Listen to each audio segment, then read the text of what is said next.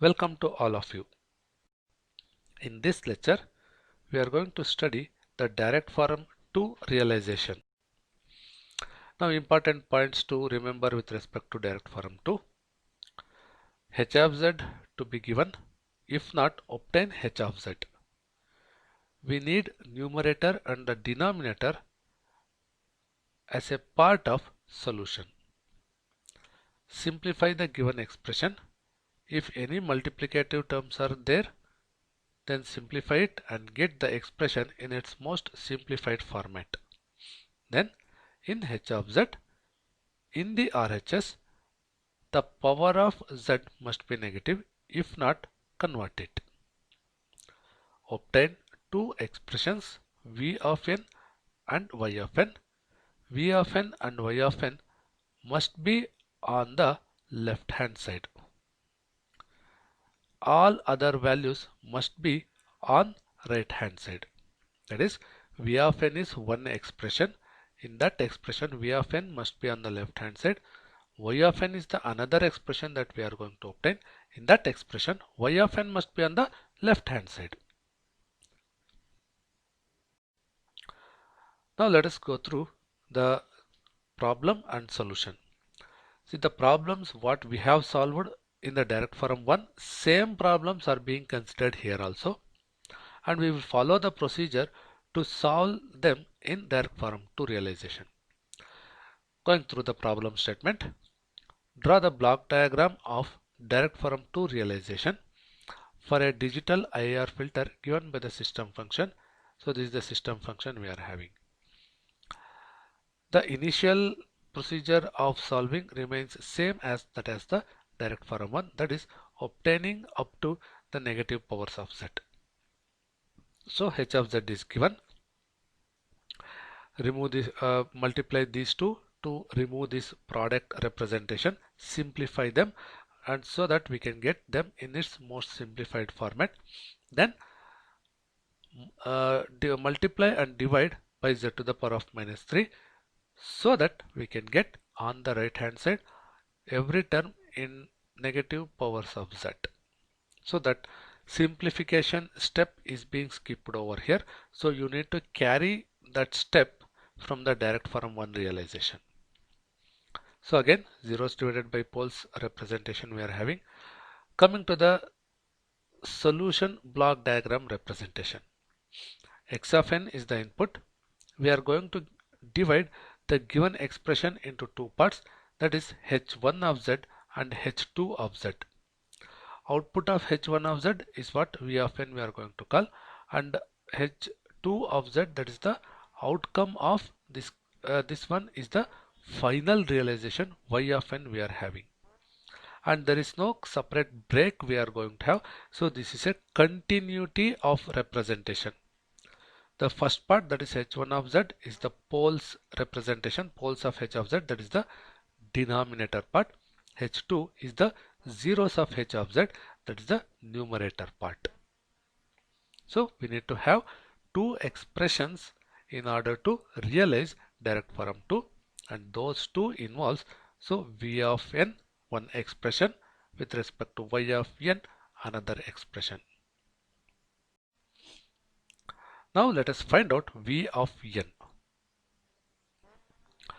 V of z is given by x of z into h1 of z. So x of n is going to be the first input, then it is on the same line, therefore these two are multiplicative terms, therefore input multiplied with h1 of z, we are going to get v of z. Therefore the expression v of z is equal to x of z into h1 of z. X of z is the input, retain it as it is. h1 of z is nothing but the denominator part of h of z, that is being represented over here. Now perform the cross multiplication. After cross multiplication, we are going to get this one. We need the result in terms of v of n. Therefore apply inverse z transform to this. We have got v of n. On the left hand side, keep the v of n, and all other terms move to the right hand side. So after that simplification, this was the final expression for v of n we are obtaining. Call this as equation 1. Now let us calculate y of n. That is, y of z will be equal to v of z is the input for this one multiplied with h2 of z. h2 of z is nothing but the numerator part of h of z. That is what is being represented over here. Keep the v of z as it is. Don't make any substitutions to v of z. Keep it as it is. Now multiply v of z with all these terms. This is what we are going to obtain, and what we need is y of n. So apply inverse z transform. We are going to get y of n. Call this as equation 2. Now we are going to realize both equation 1 and equation 2 on the direct form 2 realization. So these are the two expressions what we have obtained, one with respect to the v of n, one more with respect to the y of n. V of n is going to be the intermediary result, so at the middle we are going to represent, and y of n is going to be the final result. So first let us realize the v of n on the diagram. Okay, input is x of n, then v of n is equal to x of n. Okay, x of n we have taken, so it must be added with v of n minus 1. Let us identify v of n minus 1 first, and then let us have a coefficient. So x of n is here, then v of n minus 1. So this is v of n. Put one delay element for that. We have got v of n minus 1 at this point. It must be multiplied with the coefficient 5 by 4 multiplied, and must be added with x of n. So it has been added with x of n. Then minus 3 by 4 v of n minus 2. Identify v of n minus 2. This is one delay element. This is two delay element. At this point we are having v of n minus 2. Multiply that with minus 3 by 4. Then add with its previous values. Then 1 by 8 v of n minus 3. So one more delay element is added. At this point we are having v of n minus 3. Multiply that with 1 by 8, add with its previous values. So now v of n is being realized over here. Now realize y of n. What is y of n? That is equal to 8 v of n. V of n is present here. Multiply that with 8, we are going to have 8 v of n. So add over here. Give it to the adder. Then v of n minus 1. So v of n minus 1 is already present at this point. Then multiply that with the minus 4, the coefficient. Then add it with its previous value. Then v of n minus 2 already present here. Multiply that with 11, add with its previous value. Then v of n minus 3 already present. Multiply with the coefficient minus 2, add with its previous values. Now final output y of n we are going to get.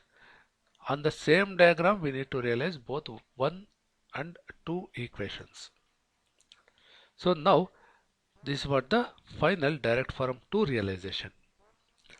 With respect to direct form 1, if we go through that, we can identify in the reduction of number of delay elements.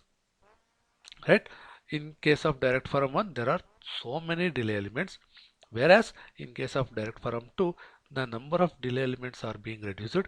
Therefore, with respect to practical realizations, we are going to have the reduced hardware. Let us go through one more problem.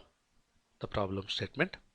A linear time invariant system is described by the following input-output relation. So this is the input-output relation. Realize using direct form 2 realization. So this is the given input-output relation. We must have the coefficient of y of n as 1. Therefore, divide both LHS and RHS by 2. This is what we have obtained. What we require is we first need to identify h of z so that we can get the numerator as well as the denominator for further solution. So it is given in terms of y of n as well as x of n. Now we need to convert that into h of z realization. Therefore, apply z transform on both sides. We get this expression.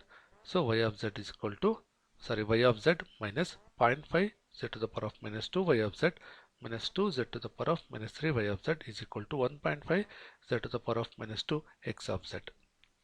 Take y of z common over here, and with respect to x of z there is only one term, therefore keep it as it is. After performing the cross multiplication, we obtain this on the right hand side, and on the left hand side y of z divided by x of z, and that will be equal to h of z. Now h of z we have obtained. Now we need to continue with the direct form 2 realization.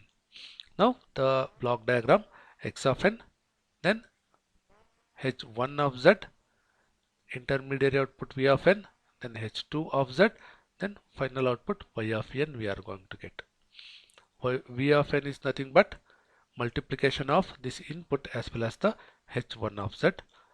Y of n is nothing but multiplication of the intermediary output with that of h2 of z. So if it is on the same line, it is multiplicative terms we are going to have. Okay, so let us identify v of z. V of z is nothing but x of z into h1 of z, input multiplied with h1 of z. So h1 of z is nothing but the denominator of the h of z. So that is being represented here. Perform the cross multiplication, we got this representation.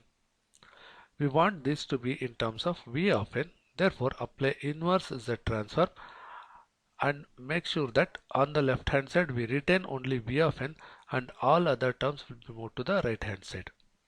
By doing that, we are going to obtain the expression for v of n.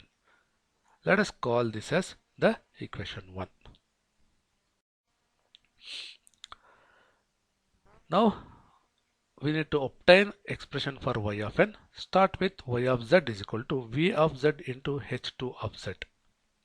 In h2 of z, that is in the numerator, we are going to have only one term, that is 1.5 z to the power of minus 2. Now apply inverse transform for this, we get y of n is equal to 1.5 v of n minus 2. Call this as equation 2. Now realize this equation 1 as well as equation 2 in the direct form 2 realization. Let us first realize v of n. So x of n, the term is present over there, then 0.5 v of n minus 2. So v of n is here. Identify v of n minus 2 first, that is 2 delay elements. After that, at this point we are having v of n minus 2. Multiply that with 0.5, then add that with the x of n. Then 2 v of n minus 3. V of n minus 3 is identified first. Already 2 delay elements are there. Add one more. At this point we will be having v of n minus 3. Multiply that with the coefficient 2. Add with its previous values. So now we have realized it with this v of n expression, that is the expression 1. Realize now in continuation the expression 2. What expression 2 says? So it is v of n minus 2, 1.5 v of n minus 2. First identify v of n minus 2. So 2 delay elements, here it is v of n minus 2. Multiply that with a coefficient 1.5 and then add it with this representation, then directly we are having y of n. So since there are no other terms to add over here, if you put an adder, no problem. Otherwise, you can just eliminate this adder and you can directly write a straight line to y of n. That is also correct. Let us go through one more problem, the most complex representation. A linear time invariant digital IIR filter is specified by the following transfer function. The transfer function h of z is given. Realize the system using direct form 2. Initial simplification is same as that of the direct form 1 realization. So that simplification is clearly shown over here. So what we require with respect to direct form 2 is h of z. So now we obtained the h of z, and on the right hand side negative powers of z are also obtained. Now we are going to make the further simplification. The block diagram, obtain v of n first. For that we are going to have v of z is equal to x of z multiplied with h1 of z.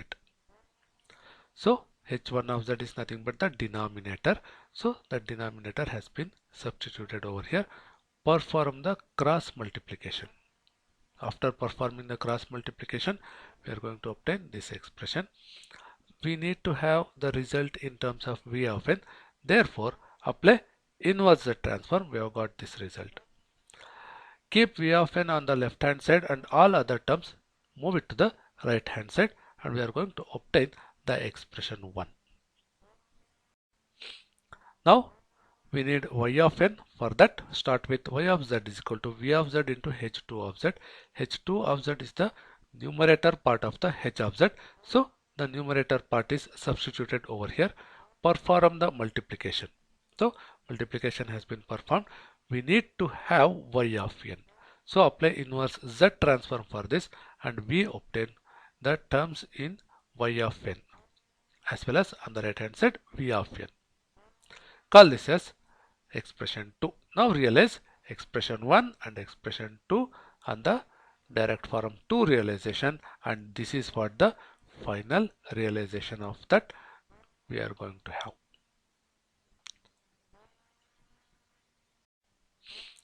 Now this is the generalized format of direct form 2. So this is the expression we are going to have, and this is the realization we are going to have. Thanks for joining.